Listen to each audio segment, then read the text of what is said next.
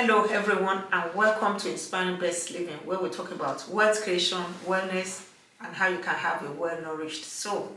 Today I have my amazing, charming husband here with me in the studio, and we're going to be looking at the topic: financial literacy is key to attaining financial independence. What is financial independence? It is just having to pay your bills without your regular 9 to 5 job. I just put it simply like that. That is, you're able to meet all your financial obligations, paying all your bills, and you're not physically going somewhere every day, 9 to 5, every day of the week, every month, and every year. You just have a stable means of income because you have created some assets that are giving you money to pay all your bills and meet your expenses. That's in a simple form. In a simple way, that is how I can define financial independence. So what are the major key, one of the major things that is very important in financial independence, financial literacy? My husband is someone who is well grounded in finance. Academically, he got multiple degree certification in finance. In spite of it, he still embarked on this journey. We actually did embark on the journey together. We're not claiming to be experts, we're still on the journey, particularly myself. We're still learning. However, we're not where we used to be. So I want to ask him what actually triggered his interest. Why did he think it was so important for him, in spite of all his background in finance, to commence on this journey? So I'm going to turn the question over to you. So please speak to my audience why it is still very important to have financial literacy on the journey to your financial independence. Thank you, my love, for giving me this opportunity. So grateful. Thank you. So the question is, why did I think I needed financial literacy despite my background? Now, to give you context, my wife and I, we hold a first degree in finance, and we both hold an MBA. As a matter of fact, I hold 2 MBAs. And I hold 3 accounting designations from 3 countries. And if someone had described me when we started the journey to attaining financial literacy, if someone had described me as someone who is financially illiterate, I would have taken offense. I would have been, it would have sounded very weird. But in hindsight, I had all the chronic symptoms of a financial illiterate. So the reason why I had to embark on the journey of financial literacy is because I realized that I did not really understand the way money works and how to create true wealth, because those things are very, very different, practically different from what you're taught in school. Let me put it this way. It's Mark Twain who said, "I do not allow my education to stand in my way of learning." So the academic qualifications and all that, they are mere education. The real learning is the financial literacy. And it's not taught. It's not taught in school. In all of the professional qualifications and things that I have been through, it's not taught there. Now, here is the way you will know that it's not taught there. In the School of Wealth, the only thing that speaks is the wealth you've been able to create. Your academic qualifications are completely irrelevant. So measured by how much wealth you've been able to create is what will tell you that whether or not you are financially literate. And let me put it very bluntly.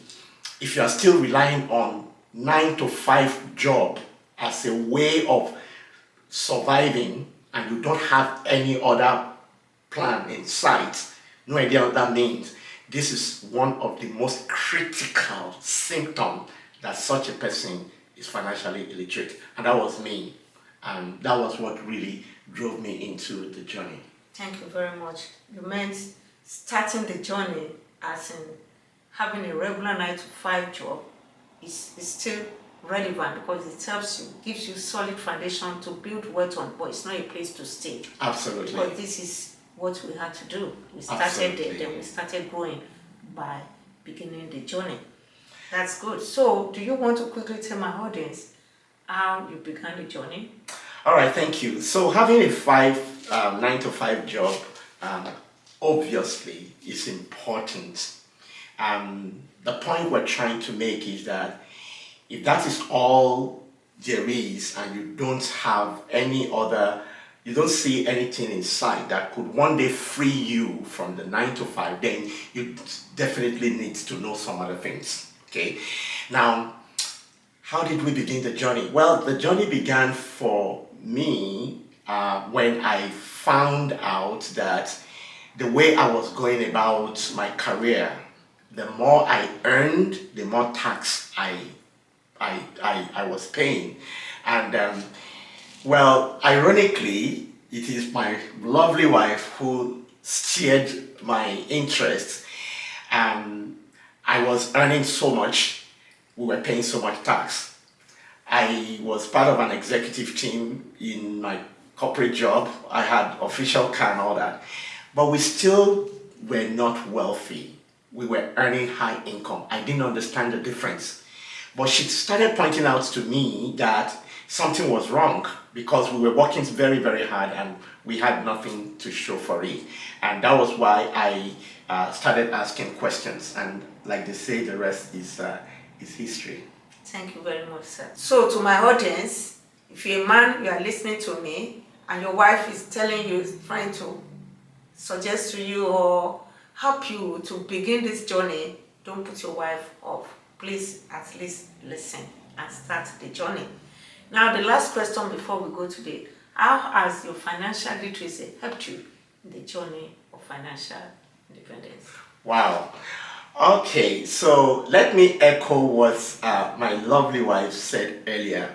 Obviously, we have not arrived. But here's one thing that I could say today, how this has helped me and helped my family.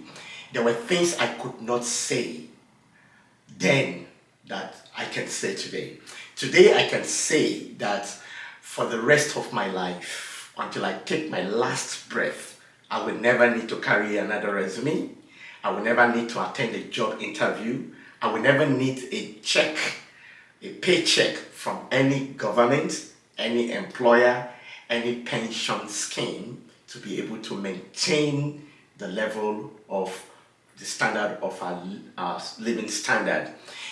That is the classic definition of financial independence. The way the financial literacy has helped me is that it equipped me with new sets of skills, knowledge, and experience to build true wealth. The skill set you gain from school and the skill sets that you gain from working your 9 to 5 job, they are not the same as the one you need to create wealth.